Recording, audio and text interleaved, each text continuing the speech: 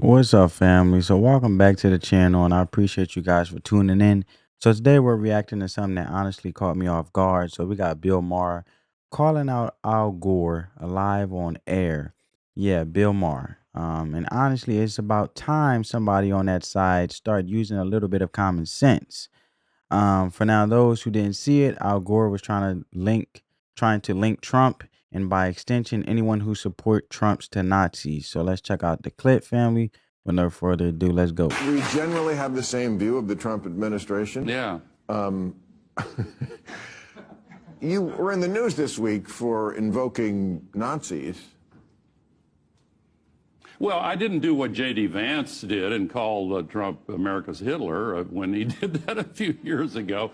I think there's a Well, what he actually said was, I think about Trump a lot, and he could be an asshole just like Nixon, or he could be America's Hitler. Oh, that's and accurate, I remember yeah. thinking, oh, so the good option is that he's just an asshole like Nixon? Well, But I think there's a big difference in comparing someone to Hitler on the one hand, which I don't do. I think that's a big mistake. And I said that in the speech that you're referring to. That's a unique form of evil that should not ever be compared to anything.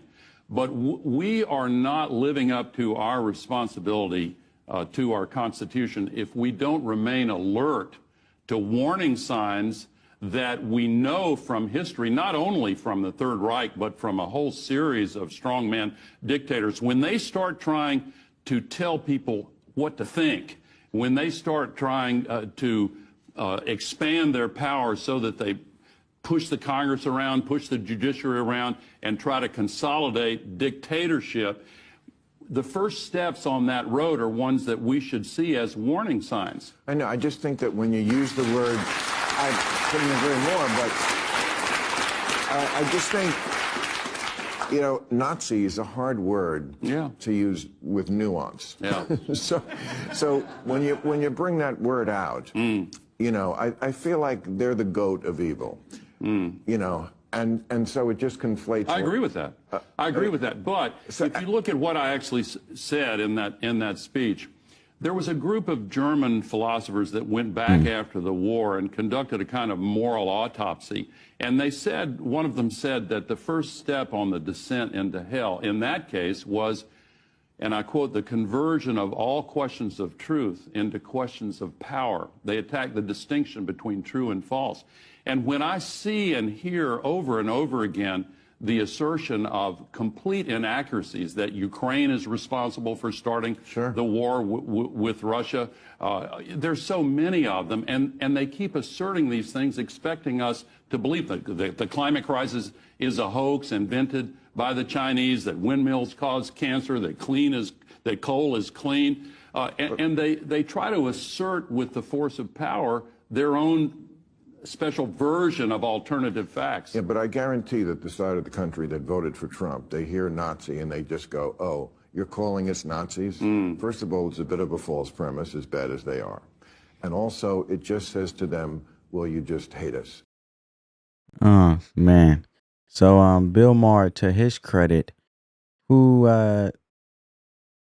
pumped the brakes and said, hold up, throwing around the word Nazis is dangerous, like you heard him say, because it wipes away the meaning of true evil. And if you break this down real simple, like I'm explaining it from a childlike perspective, like if I would just wanted to explain it to my 5-year-old child, if you call everybody you don't like a Nazi, then when real evil shows up, nobody takes it seriously. And that's dangerous for everybody. And that's how I would explain it to my 5-year-old child from a childlike perspective, perspective. And Bill Maher basically told Al Gore, look, when you use words that heavy, you're not just insulting Trump, you're insulting millions of Americans who voted for him. And you're telling them that they're monsters. And once you do that, you're not having a conversation anymore. You're just yelling. And now Al Gore tried to pivot and he said he wasn't really calling Trump Hitler, just warning about dictators in general. But listen, you don't bring up Nazi Germany by accident. You bring it up if you want people emotional, scared, and angry. And here's the part nobody on their side wants to admit. When Gore describes a government that censors speech, bullies the courts, and forces people to believe lies, he's literally describing what the left has been doing for years now. Censorship, check. Weaponize the DOJ, check. Misinformation labels slapped on anything they don't like, check. And it's wild to watch. It's like watching somebody it's like watching somebody point at a house on fire and not realizing they're the ones holding the matches. And look, common sense here. History don't start or stop with Hitler.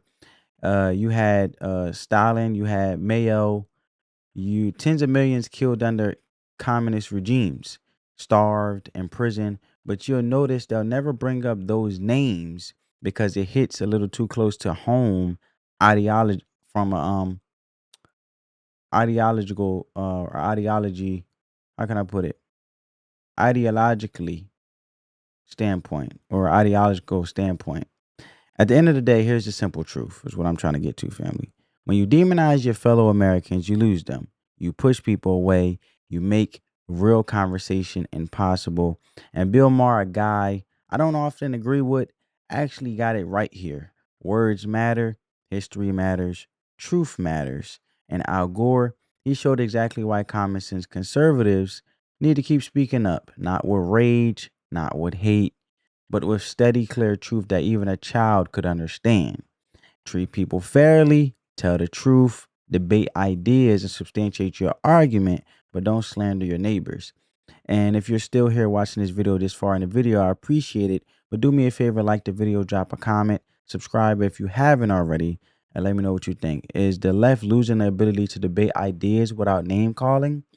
I think they are, and the American people are seeing it clear as day. But thanks for watching. Thanks for hanging out with me. Keep God first. Stay sharp. And we'll catch you in the next one. On that note, family, peace.